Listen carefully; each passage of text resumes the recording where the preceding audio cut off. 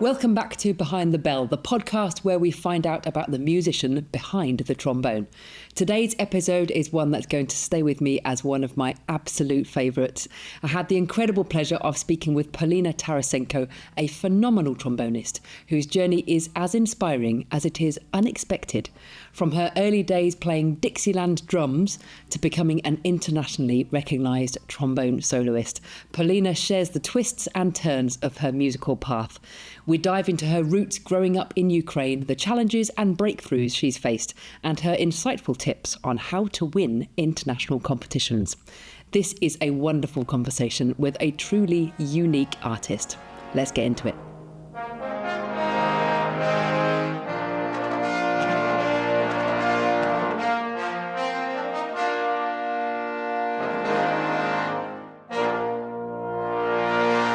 Just a quick one before this episode starts. If we could ask a favour from you, please could you just go and hit the follow button on your app? It really helps this show to grow, and in return, we'll keep bringing you amazing guests. Thank you and enjoy this episode. Well, thank you so much for joining us on the podcast. I want to start by thinking about your route into music and how come you took up the trombone. Yeah, thank you so much for inviting me as well. It's a long story, but I will try to say the most part of it, the most important part. Trombone was not my first choice, not my first instrument.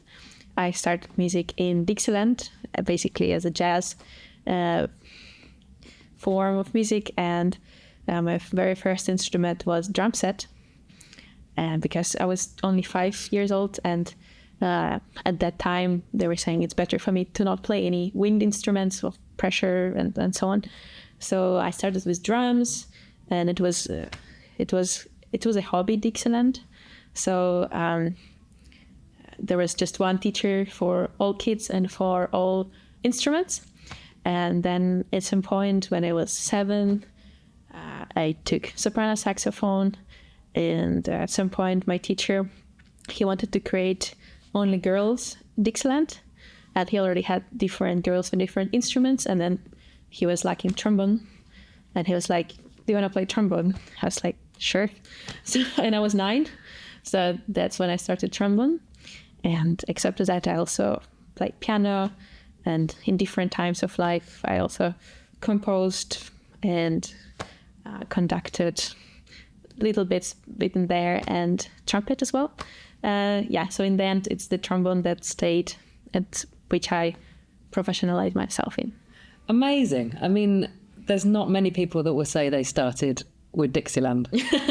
Yes. It's very specialised. Yeah, it's cool. I feel privileged by that I'm feeling myself that connected more or like as well connected to jazz music as well as much as to classical, which I feel not many or not everyone has in classical music world.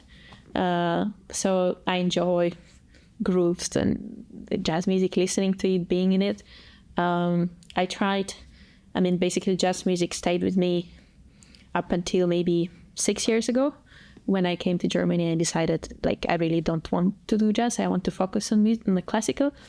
But the reason why I didn't want to do that, because so in Dixieland, in my very childhood, we were only playing New Orleans jazz, which was just standards, and all of the improvisations were written down since we were children. And so basically I didn't really learn how to improvise. And in the next years I tried doing it, and average overall level of music and playing was much higher than my improvisation skills. So that's why I tried learning it, and I dropped it. I was like, it's like I want to improvise and it sounds not nice, not the way I want it to be. And so I'm like, okay, I enjoy listening to it, and that's enough for me. That's amazing. And I think, I don't know, everyone's, wherever you grow up and whatever music you study, you just think it's normal. So I was brought up playing classical, jazz, big band, pop, everything all at once. And I thought it was normal for every musician to play in every single style. Mm-hmm. And for you, playing Dixieland must have been completely normal, because is just what you did. Yes. But for me, hearing that, I think, wow, that's just so unusual to just be specialising in that. But I can imagine that it probably really gave you enjoyment, because Dixieland is just so fun. It was really great, and it was, I think, one of my, so to say, motivations, or like why I got so much enjoyment from doing it in such an early age was, and I still keep this enjoyment. I mean, I know, I would imagine there are some people who are just like, I have to do this, I have to play, and it's been like this since my childhood. But for me, I feel privileged that for me it was always enjoyment, and this first years it was just fun. It was like, now to think about it, that we were coming to this place every day for 3 hours, 3 to 6, and just playing. Like the older were teaching the younger, studying our parts, playing together, just having fun, chatting, and except for weekends, but every day for, I don't know, since I was 5 until I was 12. And it was never a burden, and it was always fun to go, and looking forward after school to do this activity. Amazing. This is all in Ukraine? Yes. Amazing.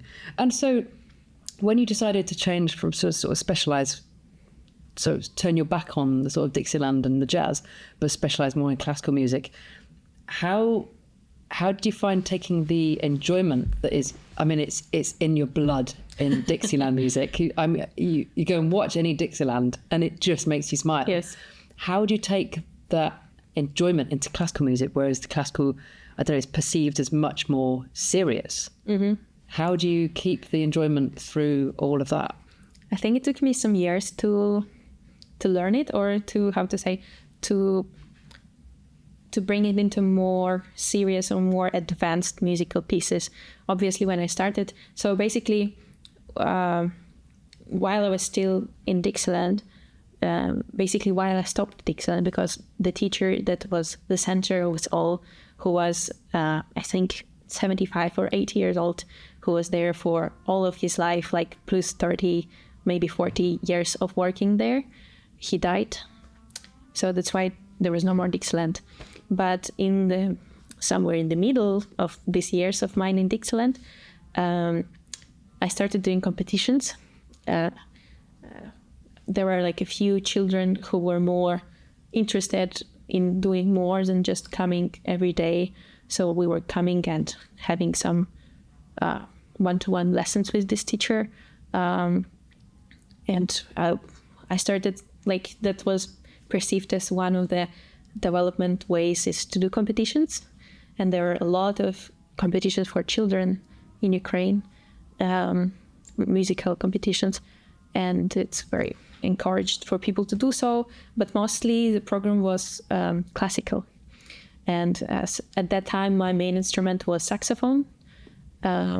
So at first I did a little bit of jazz, but and saxophone is also not the main classical music instrument for competitions. So there was not like a complementary program for it to play. So there was a gap where we could choose something.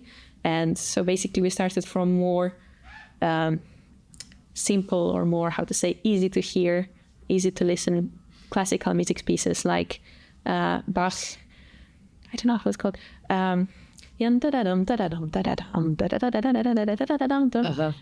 I don't remember the name of it. I know it's in Russian, but yeah. So this kind of more common classical music pieces, and that was my first years of getting the classical music without me basically realizing it. And then it got harder, like more advanced pieces, and it was challenge after challenge. And for example, in my youth, I didn't ever play solo pieces. And I remember when I approached solo pieces and I didn't understand it. I didn't understand, and since mostly trombone solo pieces are more on contemporary side, or like more recently written, I didn't understand contemporary music. I didn't understand. That's coming to the subject of joy in classical music. I think it's step by step of approach. it took me years to understand contemporary music or to understand solo pieces written for trombone or other instruments. And now I do, and I enjoy it. So amazing. So it's kind of a long journey in a way. Yeah. Amazing. So if someone had asked you, age 9, when you were first given a trombone, what you wanted to be when you grew up, would it have been a trombone player? For sure not. Really? So what did you want to be? I don't think I asked myself this question very much. I also, to be honest, I grew up in a relatively small city of Kherson in Ukraine, which is like, I think, I don't remember exactly how many people, but maybe from 350,000 to 500,000 people living in the city, which is in Ukraine. It's like, it's a capital of its region, but it's not a big city. So I didn't know that it was possible to become a trombone player and to be a musician. It was also not like a very exciting picture in my head. There were not so many examples around me to see that it's possible, and that is exciting, and it's something that I would like to do. I'm happy, like, if you ask me about who I would like to be, who I wanted to be as a child, I wanted to be an actress. My parents were really good at giving different kind of additional educations. I'm not the only child. I have also 2 older brothers. Indeed. And we all had different after-school activities, which was really cool. So in my childhood, I did ballet dancing. I went to art school. I did music. I did plane modeling. I did what else? So I played in the theater. I went to the theater groups. I even shot in a movie. So I had all of these experiences, and I had things to choose from. And somehow at that point of time when I was a child, I wanted to be an actress. That's amazing. It's quite similar to me, actually. Yeah. So I studied music and theatre studies, and I couldn't decide which to choose. And I chose the trombone to go and study because I thought it's easy and it's my hobby, and I'll regret putting it away and just not being able to play it 10 years later. So yeah, that's really interesting. Really interesting. So you studied with Nyankin, Bieland and Bousfield. In what ways did each of those sort of contribute to your technique and maybe your musical outlook? So all of them contributed a lot in my life, and they were present in my life in different stages of my life. So, for example, if I start from Nyankin, since he was the first among them. So after I lost my very first teacher, his name was Simeon Rivkin. I didn't have a teacher. I didn't have a teacher for music, not for trombone, in a city who, to be honest, like just a few people know what trombone is. Yeah. And so my mom, she's really proactive, and she was looking on the internet of possibilities for me to continue, and because it was going well for me, I enjoyed it. And so she found it on YouTube, a Russian trombone player who lived in Taiwan. And we saw his videos, and he sounds great. And my mom first asked for notes, musical notes from him for trombone to send, to share, to learn. And then she asked him to check some of my videos. And then she asked, could he actually be my teacher? But he was like, but wait, I'm in Taiwan and you're in Ukraine. How is it possible? And we did Zoom lessons back in 2012 or something. Wow. So that's how I got to know him. We had lessons for half a year online, and he prepared me for a competition in Moscow, which I won, and where I started studying in Moscow. So basically, thanks to him, my trombone, like compared to all of the other instruments, just like skyrocketed. Wow. because it was basically my first education with a proper trombone player. I mean, I had some occasional meetings or lessons with someone who was in town, but it was never like that a road together. And on a coincidence, like some years later, maybe 2 years after I studied in Moscow, unfortunately, the teacher I had there, he also died. And at that point, Nyankin just returned to Russia from Taiwan, and he was searching for a job. And we were like, yeah, there is a job in my school. Would you like to take it? He made an audition and he got it. Wow. So for the rest 3 or 4 years, I was studying with him in person, and it was my first time meeting with him in person. That's amazing. Yes. What an amazing story. So Yeah. he kind of helped you win a major competition, and Yes. then you almost helped him get a job. Yes, exactly. And he's still teaching there. That's amazing. Yes. That's fabulous. Today's episode is brought to you by S.E. Shires. S.E. Shires has been setting the standard in brass instrument craftsmanship and innovation since 1995. Headquartered in Holliston, Massachusetts, the instruments built in our workshop have helped shape the sound of brass music for decades. Known for their rich tone, effortless response, and incredible clarity, S.E. Shires trombones deliver the flexibility and power serious musicians demand. Each instrument is meticulously crafted to inspire excellence because that's what today's trombonists deserve. Explore the Custom Series, the ultimate option for brass players who demand the very best from their equipment. These instruments are the pinnacle of craftsmanship, quality, and performance. Discover the Q Series, offering Shires performance and power at an approachable price. And new this year, the A Series, bringing the Shires sound to students and educators like never before. S.E. Shires trombones are masterfully built and uniquely yours. Visit seshires.com or stop by our booth at an ITF to find the horn that's built for you. This podcast is brought to you by Greg Black Mouthpieces. Greg Black Mouthpieces is proud to support the 2025 International Trombone Festival as a gold sponsor. It's always a special time attending ITF and seeing our friends gather from around the world. And we're delighted to announce a wonderful new partnership with our newest retailer in Canada, Long & McQuaid. We're excited to grow our relationship with Canada's largest music store, who shares in our longtime passion of helping musicians find the best equipment to express their art form. To find out more about Long & McQuaid or any of our other retailers, please visit gregblackmouthpieces.com and be sure to follow us on Instagram and Facebook for all the latest news and updates.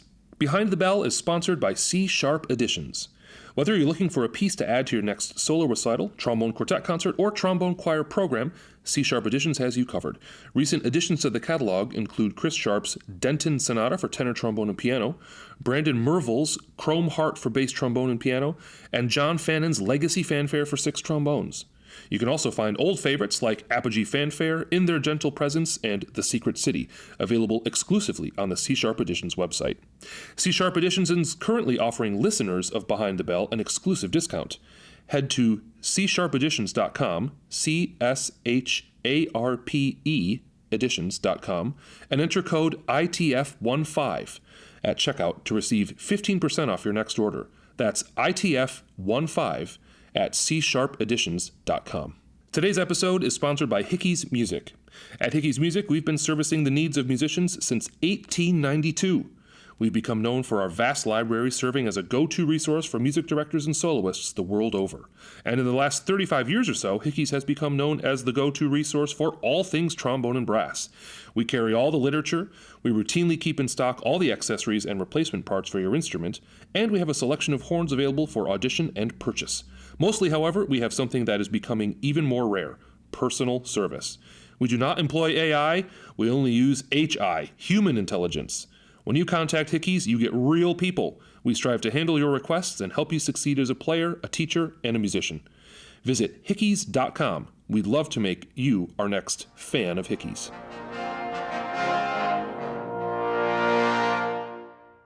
And then you studied also with Bieland and Bousfield. Yes. Was that much later on, or? Yes. So with Bieland, I studied from 2018 to 2022. And with Bieland, I just finished from 2022 to 2024. I just finished my master's a year ago. Wow. Actually, about Bieland, I also have a small story how I got to know him. Yeah. So at that time, when I didn't have a teacher, I was around 11 years old. the only trombone player we knew was Christian Limburg, and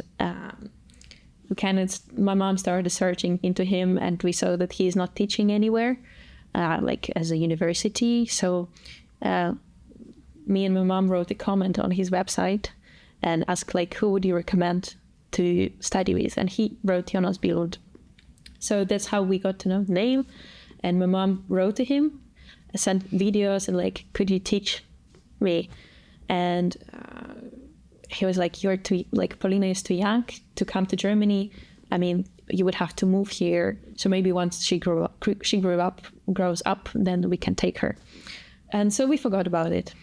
And then years later, when I was in the end of my studies in Moscow, I went to Iola's competition in Düsseldorf, where Christian Limburg and Jonas Billund were both in jury. And it is a very big competition. It's up to 30 years old. And I was 16, something like that. Wow. So obviously I didn't go far. I went out from the first round. But I went to the comments to the jury. And Jonas was like, I remember you. You wrote me like many years ago. And we were like, wow, yeah, that's true. We forgot that we wrote. And he was like, yeah, you play great. Do you want to, like, he gave me a masterclass during the competition, and he invited me to study, to make the exams and to come to study with him. Amazing. Isn't that just lovely? It's like all of these connections is nice to notice them. Yeah. But I also think it's almost the trombone world. We're a big family, yes, really. For sure. So, and definitely for me, I remember giving masterclasses to this really tiny boy in a trombone day, and I remember thinking, what a fabulous player, what an amazing player. And then fast forward, 7-8 years, he's now left the London Symphony Orchestra, and he's now an international soloist himself, Peter Moore. Yeah, I got my. But I was just, at the time I was thinking, I'm gonna see this boy again. Wow. That's a lovely feeling. Yeah, it's just crazy. So actually, when you talk about winning competitions, you earned 3 special prizes at the ARD competition in 2022. What is your sort of? Can you talk about your mindset when you're entering these big competitions? Because that has got to be so much pressure. Yeah, I actually realized about your last question. I didn't Bousfield. really, not only Bousfield, but about each of them, what they gave me. I actually didn't really say anything about please that. do, yeah. Do we have time? Yeah. Okay, cool. I just, telling all of the background stories and not actually getting into the subject. So for me, I will start still from Nenkin, sorry. That he gave me all the basics of the trombone. Like he told me how to, he was telling me to hold it like vertically, very like to the ground, not to go down, not to go up.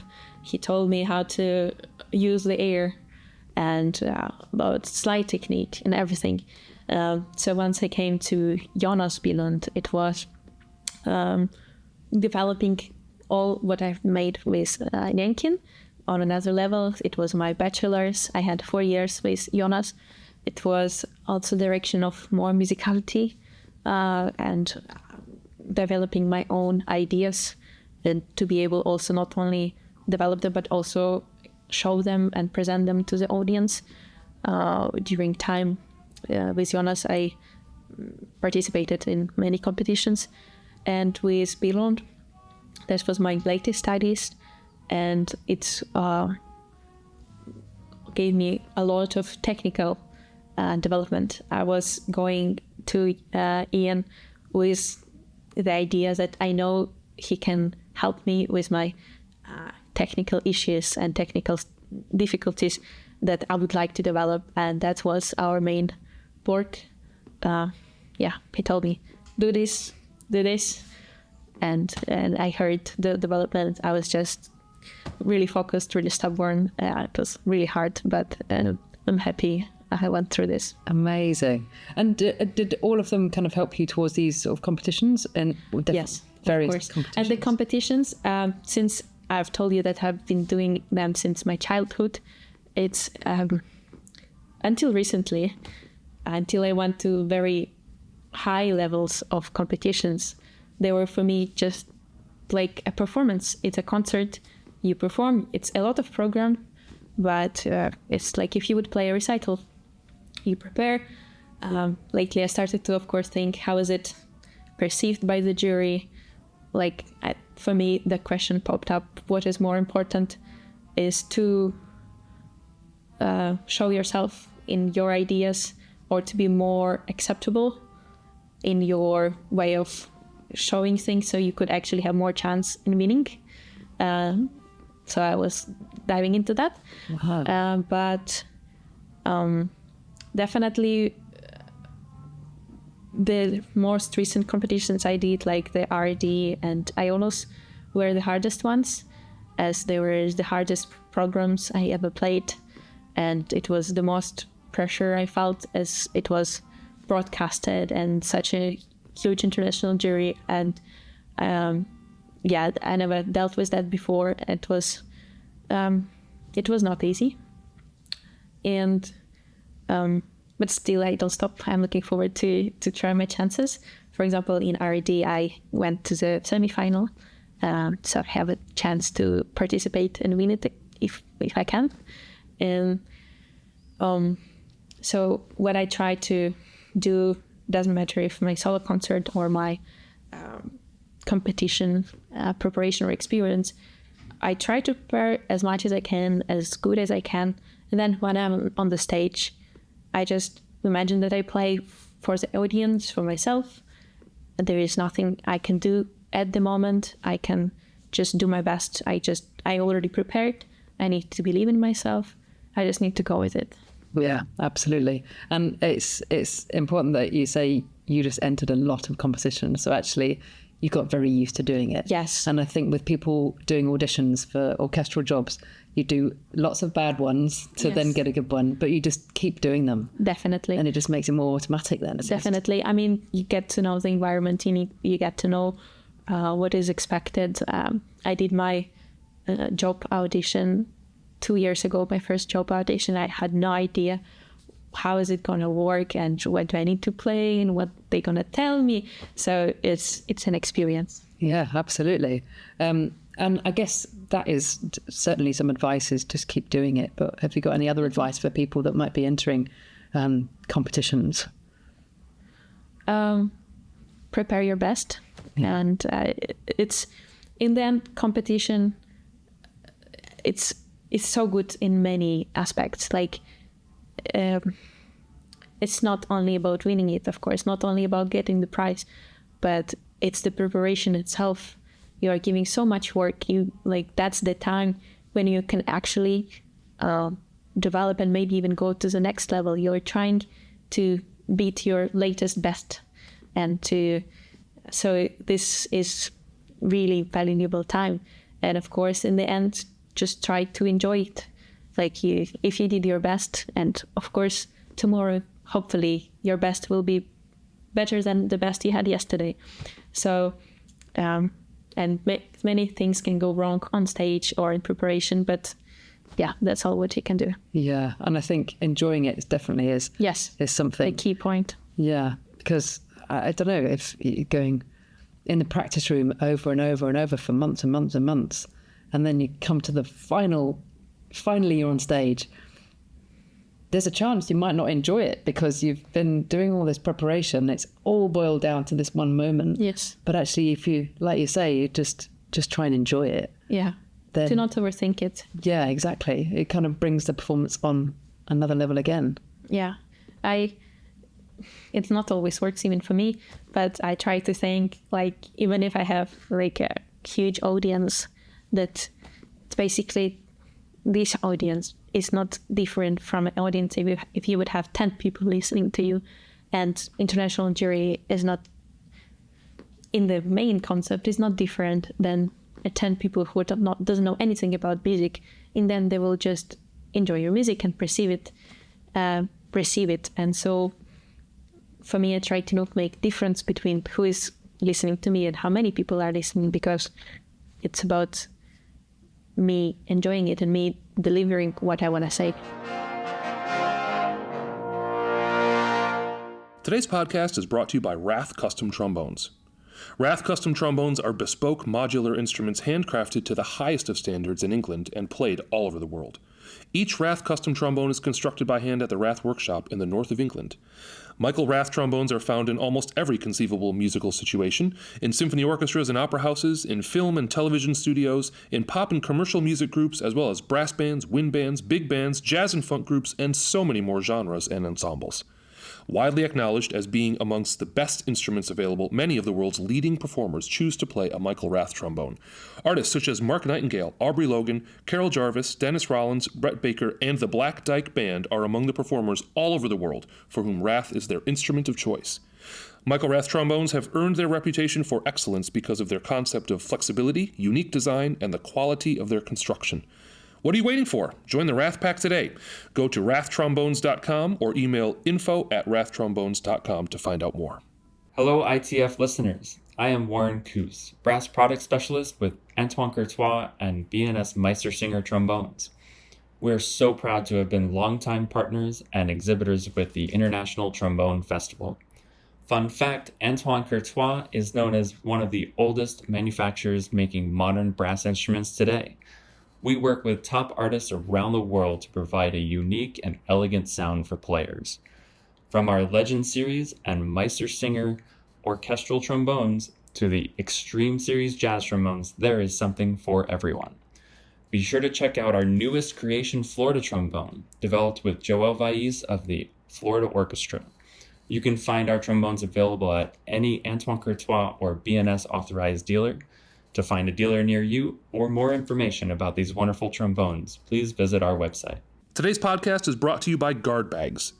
Guard Bags has 3 models of cut bell trombone bags on offer. Our 21C ESK model is designed to fit a cut bell tenor trombone. The 23C ESK bag fits a cut bell bass trombone. This year, we're introducing a new compact and slim bag for cut bell tenor trombone, the model 19C ESK. This bag has been designed in collaboration with Luke Malowitz, and of course all our bags are always on display at the ITF exhibit hall. Our trombone bags can be ordered through J. Landris Brass and Austin Custom Brass in the USA and Thomann in the EU. This podcast is brought to you by Woodwind Design. Woodwind Design's carbon stands for tenor, bass, and contrabass trombones built in the Netherlands are trusted by great musicians such as Ben van Dyke, Brent Attema, Joe Alessi, and current ITF president Carol Jarvis. The stands are very compact and lightweight, fitting inside the bell of the instrument and adding virtually no weight at all to the case. But more important, the protection of your instrument is excellent. 7 nesting carbon tubes plus the patented leaning design make a balanced and suspended stand with a large footprint, 4 feet and a low center of gravity. Visit woodwinddesign.com for more information. While you're at it, also check out our tablet and music stands that are at last high enough, as well as our solution for every musician's pain in the rear, chairs that are way too low and leaning back. The Dutch butt lift. Butt lift, because that's what it does. Dutch, not Brazilian. woodwinddesign.com. If you're enjoying this podcast, then don't forget to hit the follow button so you don't miss each episode when it gets released. And also, you can meet these legends and heroes and all the rising stars in the trombone world if you come to an international trombone festival. Just head to internationaltrombonefestival.com to find out more. Where do you hope to be, and what kind of artist do you hope to be in about 10 years' time? I don't have a very precise idea at the moment. To be honest, I wouldn't be able to tell you 10 years ago where I wanted to be. I was still a student. I'm not a student anymore. And I recently went into some part of musical world that is new for me, which is orchestral playing. This February, I won a job in the Gewandhaus Orchestra in Leipzig, where I will start my probation period in August.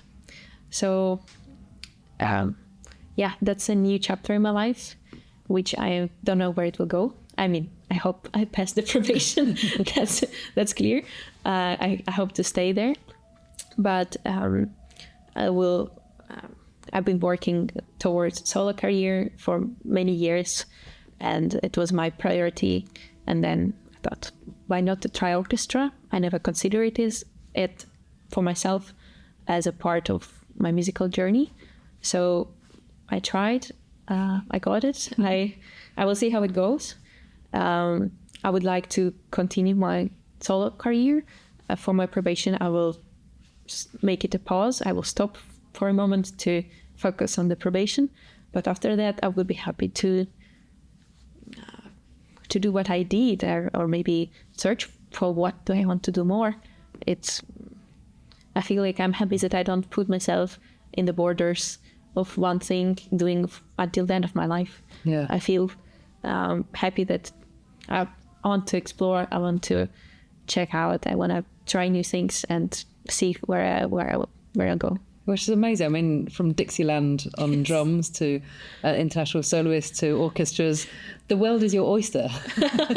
You could be anywhere. Oh, thank you. And it won't surprise me. Thank you so much. If there was a composer, living or past, that you'd love to commission a new trombone work from, who would it be? Oh, yeah. Actually, I know the answer to that. Okay. It's Martin Padding. He is a Dutch composer with whom I already spoke, and he already promised to make a piece for me. So now it's open, so he can know about it. Okay. Yeah, so I did the story behind is he wrote several pieces for trombone, a few of them for Jorgen van Rijn. He wrote 3 solo pieces, which one of them I will be performing here tomorrow on my recital in ITF. And I loved these pieces, and I performed this in Aonus and in the competition, and I also prepared it for my for my master's final recital, which was only solo trombone, unaccompanied trombone, for 1 hour.